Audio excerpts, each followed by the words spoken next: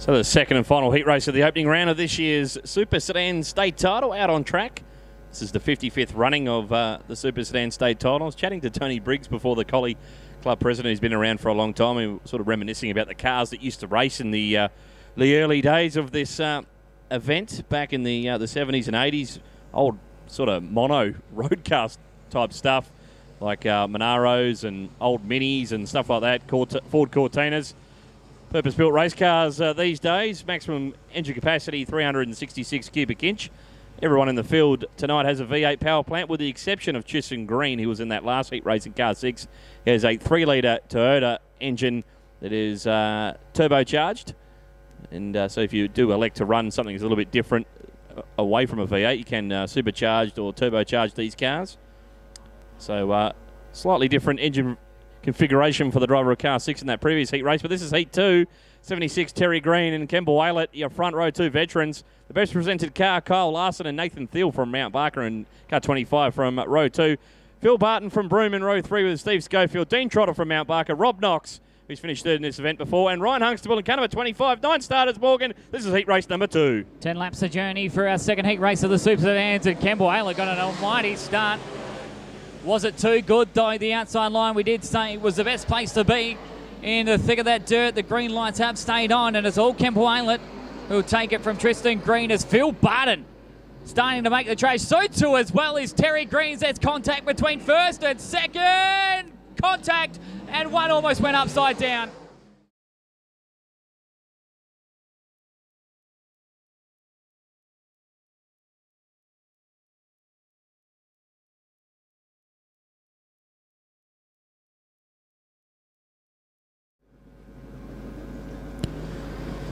I might sugarcoat it a bit, Morgan.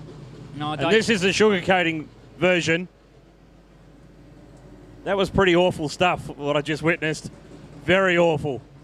Look, it was par. We'll call it. It was not par. great. That was not great. That's as far as I'm going to go with it. But that was pretty ordinary stuff that just transpired in turn number 4. Wow. So we've just lost. Wild start. Now it has. We've just lost Kemble. We've just lost Kyle Larson. He'll be a non-starter in the restart. Tristan Green has been told to go to the tail of the field due to the stoppage. So that elevates Phil Barton, who started out of position. Well, was meant to start out of position number 5 to the pole. Dean Trotter, as we've already said, mechanical woes for the 78 machine. Said he was only going to start this one. Well, he's taken the green light. It looks like he's doing more than that, because now he starts out of position number 3. So Barton and Aylett will take us off again. We're going to go one more lap around before we go. Now, Terry Green, you can see he's right behind Rob Knox at the moment. The ruling is, when you go to the tail of the field, you have to go to the back of the longest line.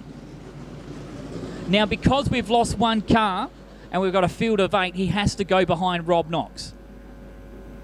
So that's how they'll have to line up from here now. So Phil Barton and Kemble Aylett will take us from the restart. Then it's Dean Trotter and Nathan Thiel. Ryan Huxtable, Steve Schofield, Rob Knox, and Terry Green to tail us off. This is a very quick start as well, and they jumped well before. Barton got racy with Kemble Aylett, as Aylett did get the better of that last start, as there's cars already fighting for position between Schofield, Trotter, Huxtable, and Rob Knox, who's already trying to make his presence felt. Past 2 cars already. That was Schofield and Huxtable. He got past in the tail of the field, but lap number 1 goes away. A filthy Phil Barton out of Broome. Trotter and Knox are now going at it for 4th place. It's car number 68 out of position number 8. He's already on the move to 4th place. The Red Cam mechanical car is on a mission this weekend, you dare say. He was quick in hot laps, and now showing his pace already in heat race number 2. Then the United Mount Barker Roadhouse, car number 68. The top 2 have cleared away, and Phil Barton with the quickest lap of the race already. It's also the quickest lap of the weekend, an 18.276 for Barton. And he's gone quicker again, 18.055.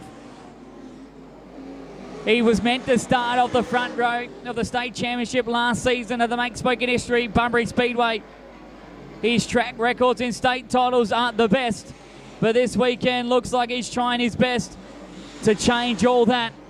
Barton leading now by 3.5 seconds as the battle is for fifth, sixth, seventh and eighth as it's a tram line